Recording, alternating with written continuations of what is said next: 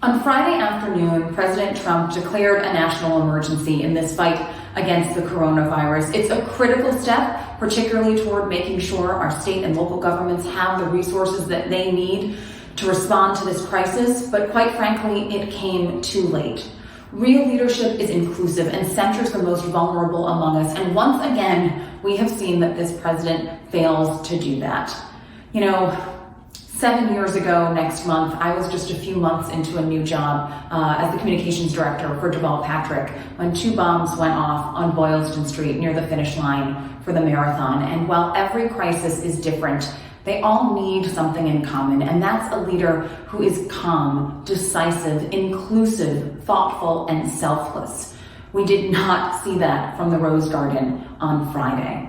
I am incredibly grateful to House Democrats for the bill they passed in the wee hours of Friday morning and into Saturday. The Families First Coronavirus Response Act will make sure that working families have the access to free testing, paid leave, and other measures of security that are going to be so crucial in the days and weeks ahead. And I urge the Senate to pass this bill next week. It will be so important to our shared future.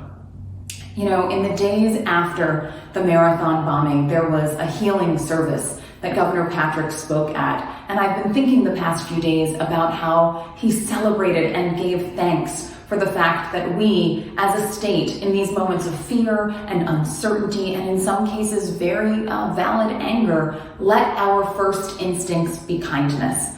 And I have every faith that that is what the people of Massachusetts, the people of the 4th Congressional District, are going to do as we go through these challenging times. We've already seen it. People sharing resources for how we can help those experiencing food insecurity, offering to buy gift cards to restaurants that maybe now isn't the time to visit, but you still want to make sure that they are supported, checking in if you're able on the elderly and the vulnerable to make sure that they have supplies to get through the days and weeks ahead. I know we will continue to do that. And here on our platform as a congressional candidate, my entire team is committed to lifting up what we know about those resources and also policy ideas to help our district, our state, and our country move forward. We can't do that alone. We know that you have good ideas, that you know about resources that will help our neighbors. Please tell us about them so that we can amplify those messages. Share it with us on social media, send us an email, tag us on what you're doing, and we'll elevate the great work that you and so many other leaders in the community are doing. It's something that we all have to do together.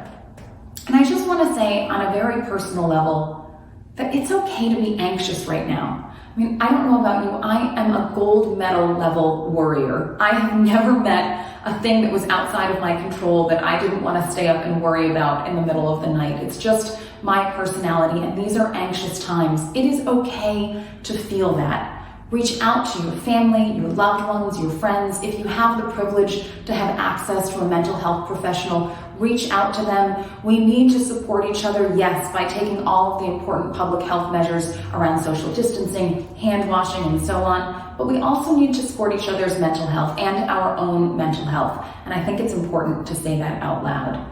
Please join us in this work. Our website is jessiemermel.com. Follow me on social media, share your ideas, your thoughts, your resources with us, and we'll all get through this together.